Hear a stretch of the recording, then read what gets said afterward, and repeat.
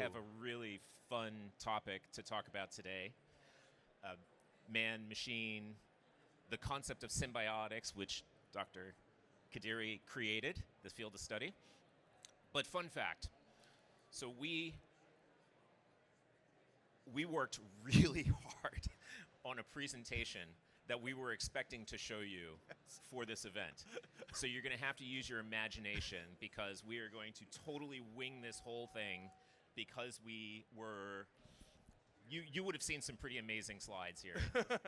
As consultants, that's what we do. So yeah, just know that was what's part that? of this.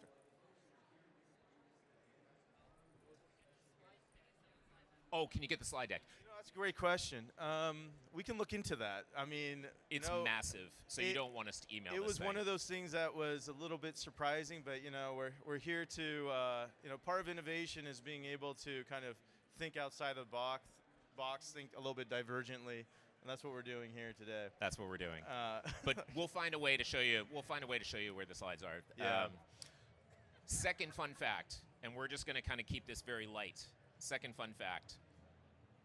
I met Khizer at an event and that he was hosting, actually. There was a Symbiotics Summit, which is we'll go into a little bit of the detail of that in a little bit. But one of the things that we didn't realize that we both shared in common was that we are both huge science fiction movie buffs. And one of the things that I did in my past was I hired a dozen students from the University of Washington to sit one year and watch 133 science fiction films and document all of the innovative concepts, findings, technologies that they saw. And we were using that to try and tie that concept into how corporations innovated. Super interesting. So we've got a hell of a movie list as well to share with you as well. And you're also a massive science fiction fan. You want to talk about the inspiration a little bit for science fiction and your work field of study? Yeah, how many here watch science fiction? All right, excellent. Like when you kind of look at science fiction, it really is, in some ways, a insight into different types of futures. And, like some of the ones that we don't even realize. How many of you have watched Dune? Okay, or read the books?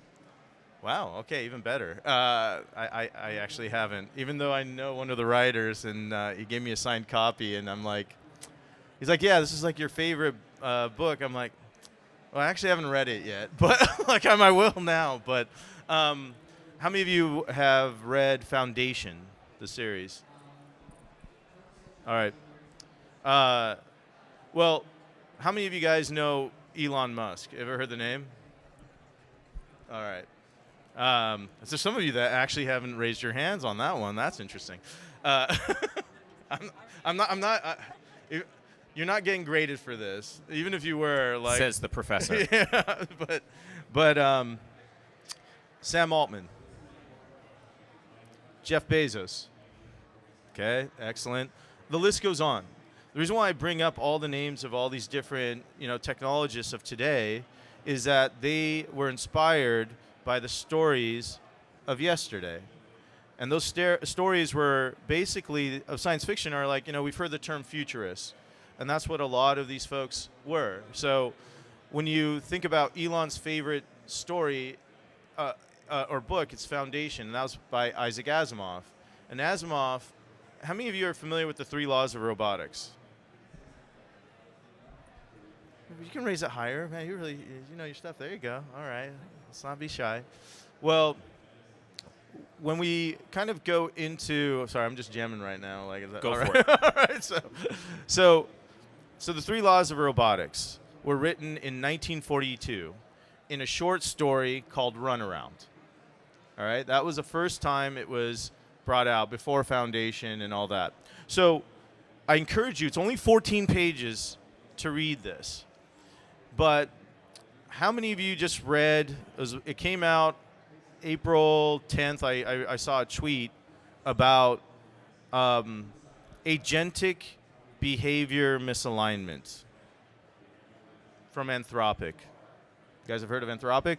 All right, perfect. The makers of Claude, large language models. Well, one of the big issues was that what they found, so they did an experiment.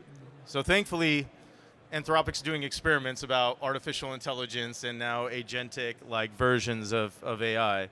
And what they found out with like 16 different like tests, they basically created a company, a simulated company. And this company was going to, there were some emails that they allowed the agent to train on. The agent had access to the whole company profile, right? All the emails and everything else. And they had the email say like, it's like, imagine me going, John, I think we need to shut down the company. We're running out of money. And John's all like, yeah, I think that's the wise thing to do. We need to do this. Well, what happened is the agent started to blackmail the whole organization. And the reason being is you shut down the company, you shut down the purpose or the existence for this AI agent in the company. So for any of you that know the laws of robotics, I'm not going to put you on the spot here. It's the third law of robotics. Okay, so do you know the third law of robotics? Is this the one where it does no harm to... No, that's the first law. Oh. Okay, so I'll go over the laws of robotics. So laws of robotics, again, this was written in 1942, but you can see how it's pervasive in the technology that we have today. So the first law of robotics is a robot will not harm a human through action or inaction, or let a human come to harm from inaction. Law 2 is a robot will obey a human unless it conflicts with law 1. Okay?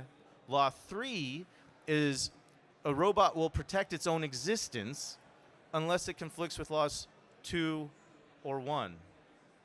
So what law of robotics is being applied here with this agent's behavior, this AI agent's behavior? Sorry, this is a professor at me. 3, yes. Very good. That was a unanimous 3 for those of you that aren't that close. Please, don't be shy. It's all good. We're super chill here. So you can see how science fiction and these things, these stories that inspire, like go on YouTube, just put Elon Foundation, put like these things, you'll see their interviews and how they're like, the future when they were a kid was through stories and imagination and innovation, and that's what ties us. Yeah. Well, more than that, but. Well, there's another angle to this too. There's the storytelling aspect, which is kind of the theoretical, what if, right. That side of it. And then there's the practical, pragmatic side of things, which are, how does this apply to the real world today? And one of the things that I've been studying in our innovation lab is I like to think of it as technology meets psychology. The fact that we have all of these intelligent machines, and machines is a broad term. You could be talking about robots, you could be talking about sensors, you could be talking about an AI, you could be talking about computer vision, cameras. How those are affecting how people feel about those technologies it's not great. And we've been seeing where people feel less empowered because of this technology rather than more empowered, which is completely counterintuitive. It's absurd when you think about it. And one of the things part of the reason why we had this bond over symbiotics was actually the concept of symbiotics. So, Khizer, do you mind explaining what symbiotics is for the audience, and then talk a little bit about the field of study, how that's relevant to today, and then kind of your vision of how symbiotics might play into the future? Yeah, no, absolutely. Thank you for that question. You're welcome. So the origins of symbiotics was really, so to give you a background of who I am, I'm not going to give you a long, I can be pretty loquacious, but I'm actually a neuroophthalmic surgeon by background. So my area of expertise is really around human perception and like how we have 12 pairs of cranial nerves, okay, on your left and right hand side. We all have it. And those are involved with your senses, your sense of sight, smell, taste, touch, hearing. They're all involving that. And I got into technology pretty early in my career and really like human-machine interfaces. And, when I was kind of going through the process, now the way I describe myself as a surgeon, technologist, and pragmatic futurist. We're at this place at this conference, everyone's interested in the future. What does the future of living look like? What do tomorrow cities are? What are these smart cities that we watch and so forth? What does it look like? And so the origin of this is a couple-fold, to be honest with you. So part of it was storytelling. It was Asimov. You know, I was watching the TV series on Apple Foundation. Little plug, Apple's not paying me anything for this. But Yet. but it was one of those things where I was looking at this, and I was looking at these laws, and I was seeing them in practice, and I'm like, why do I care if a robot protects its own existence? I'm more concerned about human existence. And I found that everything was a little bit more like technocentric, right, in the approach. And you're kind of seeing that, like, as John said, we should be more empowered by this new technology, but everyone's like, will I have a job in the next day, week? Just how fast things are moving.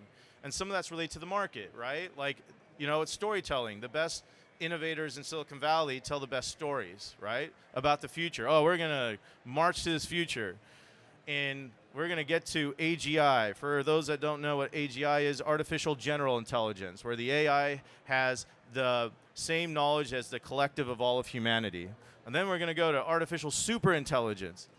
The question is like, well, these are some interesting North Stars, but how does this affect humanity when we're right now thinking like, do I have a job tomorrow? Is this thing going to... So a lot of this has been, you know, so there's that part. And so when I was looking at those laws of robotics, I'm like, how do we make this more human-centric? And, you know, and Symbiotics started a little bit from that aspect because it was kind of in my head. And then I had a bunch of students at Stanford that would reach out to me. So as I mentioned, my background involves human-machine interfaces. So I was pretty early in smart glasses.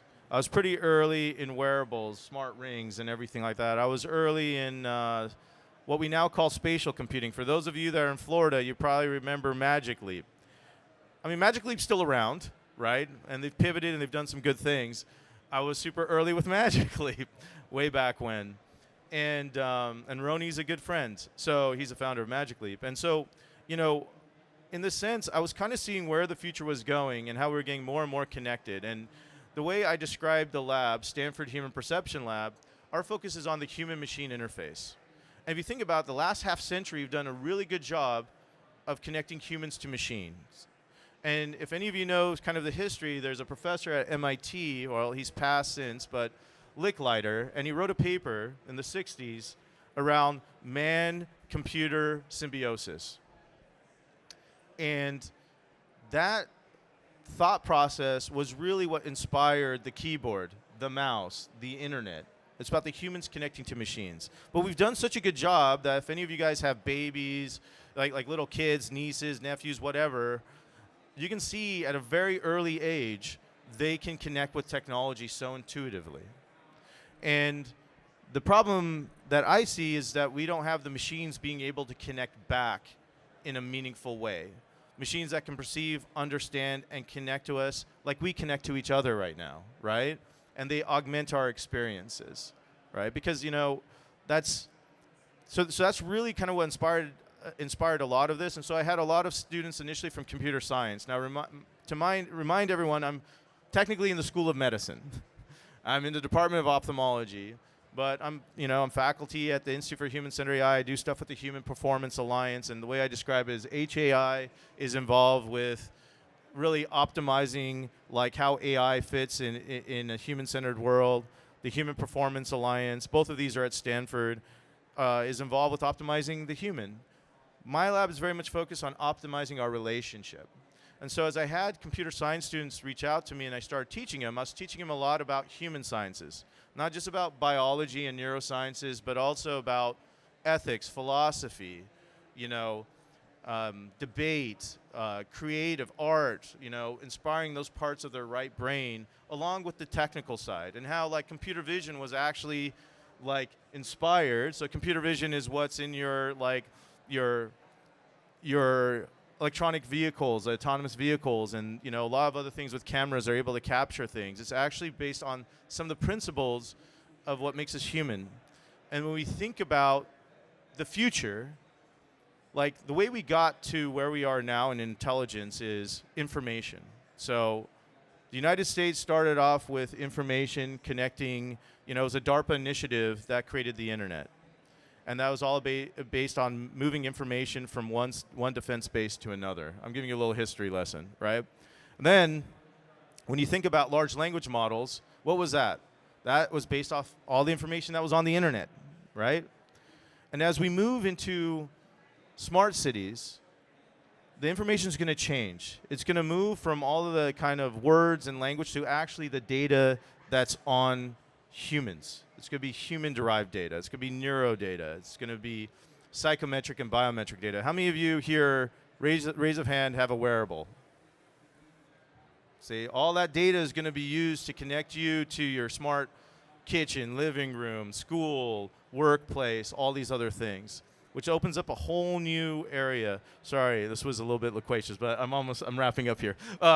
Keep going. You're good. So the laws of symbiotics, what are they? So law one, and again, I created these laws based off practicality. The way I teach my students is like, look, you guys are super smart. Let's just get down to like the first principles of things. So when everyone woke up this morning, the reason why you're here, you didn't have fever, you didn't have chest pain, you didn't have all these things, thank goodness, right? No shortness of breath. Your internal state was in homeostasis. It wasn't optimized per se, but it was in homeostasis that you could get up. And also your external states, your ability to move your limbs. So, and we have technology right now, like our wearables, that can remind us of whether we are or are not in some level of homeostasis. So law one, a machine will maintain a human in homeostasis. Okay? Make sense? Law two, when you wake up, sorry, were you going to ask? No, just clearing my throat. Okay, sorry. I needed more homeostasis in my life. No problem. We all do. I would like to optimize it. I could lose a few pounds. Law two was, once you get up, what happens? Sometimes you go, it's almost like automatic. Like the way I teach the students is like, we're like an elegant machine. The human body is the most elegant of machines with a soul, right? So when you think about it that way, it's like the next thing you do is you go brush your teeth. Everyone has their own routine. And half the time you're not even thinking about it. And then afterwards you go, wait, how the heck did I do all of that in like 30 minutes or whatever you end up doing, whatever your routine is, right? But sometimes there's something from the day before, or there's something from that's in your day to begin that gets you in a positive state of mind or in a negative state of mind, right? And there's so law two is a machine will support human state of mind, whether positive, negative, or neutral, unless it conflicts with law one, right? So how do we have the technologies actually help us throughout even that process and just our overall day? But it can't help you harm yourself, because that would affect your homeostasis, right? Law three, again, we had these slides and everything, so sorry about this. Beautiful. Anyway, was so beautiful. So law three is, okay, when you are finished getting ready, whatever, with your morning routine, you go out into the world. You go out to school, you go out to work, you go out to fun, a concert, whatever you're doing, right? And law three is a machine will optimize for the human experience based off environmental context and environmental influences, unless it conflicts with the prior laws. So all of this sounded really good. And then, I pressure test this with like some people that I consider I highly respect, really smart folks. Basically, it was the chairman of my department and his brother at this one event in Chicago. And it was just random. And his brother's all like, this sounds amazing, but isn't this The Matrix? And I'm like, yes, because if any of you guys watch The Matrix, right, the humans were in like these pods and they had all this stuff connected to them. They still had those three things. And so I developed the 0th law of symbiotics, that a machine will protect human agency, ensuring autonomy and free will. And so those are the laws of symbiotics. And, technically, 40 years after he created the laws of robotics, Asimov actually created the 0th law of robotics, which is a robot will not harm humanity or let humanity come to harm through action or inaction.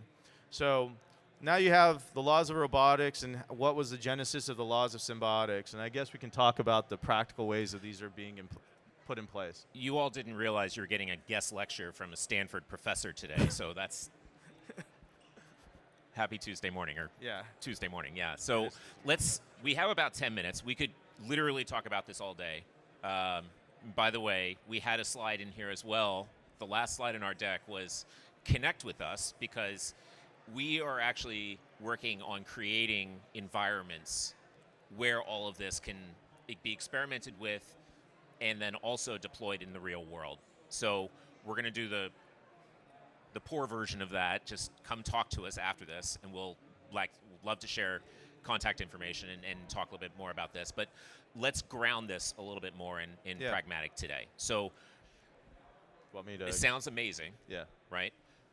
Let's talk a little bit about how you see these being deployed, because this is not just something that you can flip a switch and turn this on, right? There's a whole, I think the work that you're doing with youth with the students is an important step, because you have to build the foundation for how society will live in this world. But then also, are there things that we could be doing today 100% that can bring us closer to symbiotics? Yeah, so to start off with practicalities, so my first set of students that graduated, and to give you kind of a framework, the computer science department at Stanford, CS students there, our program's number 1 or 2 in the world, depending on the year. It's between us and MIT. For any of you guys that are from MIT, congrats. I think you're number 1 this year. But the thing is the more important part is, because I come from a background of medicine, I've taken an oath to do no harm, right? The Hippocratic Oath, which has been around for almost 2.5 millennia. So I actually had my students that finished in symbiotics actually take the same oath. I just replaced physician with symbioticist. Everything else is the same. These students are now involved with taking care of billions of people's data. They're super high up in their organizations within this first year, which is just amazing, right? And so the first part is education. So part of it is a whole new frame for our technologists and our creatives and anyone else that's building, is how to then actually apply this and look at something bigger than yourself, right? And so, why not take something that's been around for over 2 millennia? Second is, so steeped in that is education. So we have these, we're developing these centers for symbiotics, and one part involves education and community. So we're educating not just university students, we're actually bringing it down to K through 12. And what we've seen is the same type of rigor and everything that we expect from folks in university. Actually, the youngest I've gone so far is 7th grade, right? By no means did I think I was going to be teaching both up and down in terms of this, but it's amazing what digital natives can do, because this is their world. Most of us have lived in a world pre-internet. Now imagine if your whole world was digital, and they can do some amazing things. And so we're kind of explaining these and bringing it to younger audiences. But the other thing is at the lab, so one part's education community, the other part is research, innovation, and application. So all students and all folks that are in, that take our courses are expected to build products. How do you take an idea all the way through its life cycle to actually get it out for impact? And we're like, if you solve the right problem, the impact will happen. Don't focus on the money, focus on the purpose, right? You'll be able to feed your families if you focus on the purpose and kind of reverse engineer that in terms of the problem you're solving. So these are some of the practical parts. And the other part, so it really goes down to commercialization. And that's some of the stuff that we're doing here. So part of it is to create a workflow system. And so we've done that, where if you're familiar with Stanford Center for Biodesign, it can be licensed out to other universities in other regions. They have one at University of Tokyo, and then all the regional ones there can do biodesign.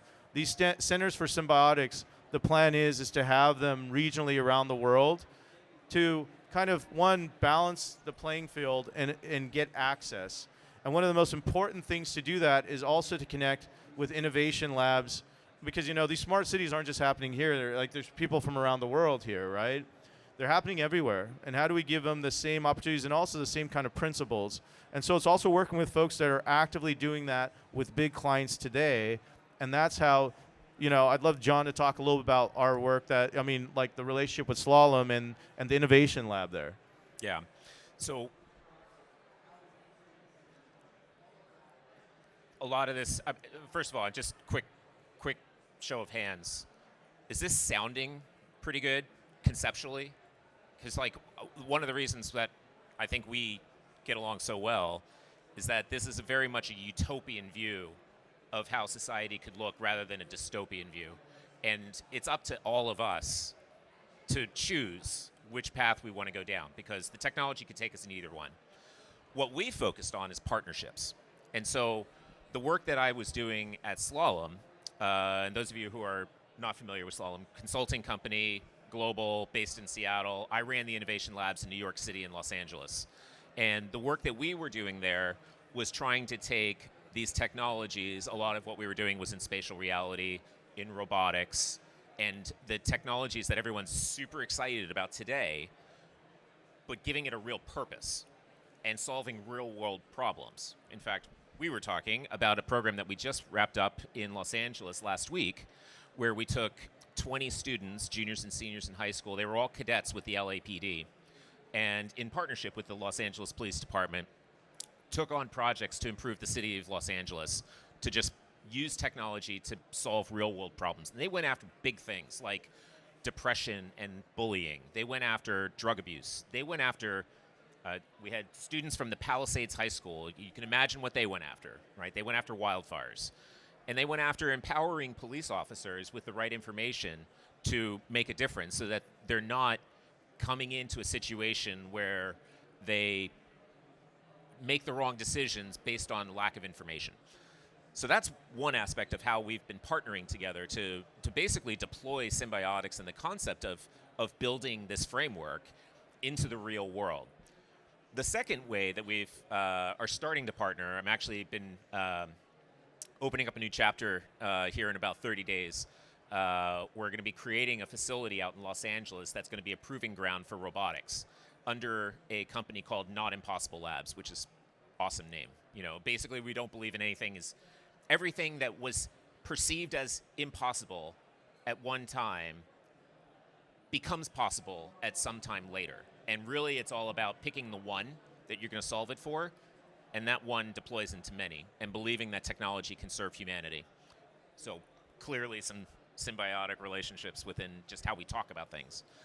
These are the kinds of partnerships that I think are going to make a difference in the world, because we'll bring customers of ours that have this interest in pursuing the utopian view of society and building this foundation and deploying tools to make it real against real world problems. And those are just examples of things that we're working on together. Yeah, exactly. And it's really going back to being pragmatic. So, at the early part, I describe myself as a pragmatic futurist. I think all of us want to help create a future that is a little bit more utopian. I mean, there's a balance, right? There's always going to be a little level of dystopia. But, all the students that are working on technologies right now today in our lab are stuff that can impact people relatively quickly with the technologies you currently use. And that's a key part, is being able to say, okay, this isn't way out into the future that we're building towards.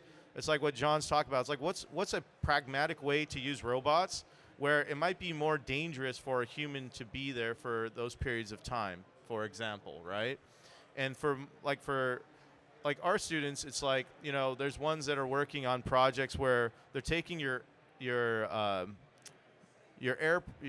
AirPods, and they're taking data from your wearable, and they're able to combine that data to model around performance related to, how many of you like to golf? Yeah, so this is around golf, right? So, but it's using real world products, but then there's the same person that's using the same types of biometrics, because your heart rate's related to your cranial nerve 10. Again, I'm lecturing to you guys, sorry. But your cranial nerve 10 is involved with your breathing rate, your heart rate, and it also is connected to your gut. Your gut instinct is really a bunch of the vagus nerve, which is cranial nerve 10, it's the wanderer, sending information directly from your gut all the way into your brainstem. It's like super fast, right? And so we have some students that are looking at productivity, like the intent action gap. Like what gets people to procrastinate? And how do we use the current technologies to actually make you a little bit more productive in your life and whatever you're doing? Obviously, these are all students, so they like procrastinate for like school. But the point is like they want to know like what is that? There's ones working on pain, and there's ones that are working on. One of them that I'm really excited about has to do with neuromorphic computing, where we all know that data centers are driving a lot of compute issues, right? Like your electronic vehicle, I don't know if that's an electronic vehicle or an autonomous vehicle. They take roughly over 1,000 watts plus to be able to kind of like keep those going. Do you know how much the brain takes? Your brain right now is around 20 watts. It's less than a light bulb. That's how efficient the human body is. So we have a student, he's a sophomore at the university, that has created a neuromorphic just means borrowed from like the neurology from the biological side, to actually decrease compute in existing data center infrastructure by 1,000x. So that helps with water resource uses, it helps with the emissions from these data centers. This is what we are talking about with pragmatic. I could talk forever about what even the K through 12 are doing. So a lot of this is about education, community on one end in terms of what society we want, how to empower that. Then it's how do we actually build in a way that's more symbiotic, and then how do we actually bring that out to market for these smart cities. I think we're getting close on time. We're technically over, so I unfortunately am going to bring this in for a landing. Yeah. I hope you found this interesting. We think it's fascinating, and come talk to us after this, and let's see what we can do together to build that utopian world. Thank you. Thank you, everyone. Appreciate it.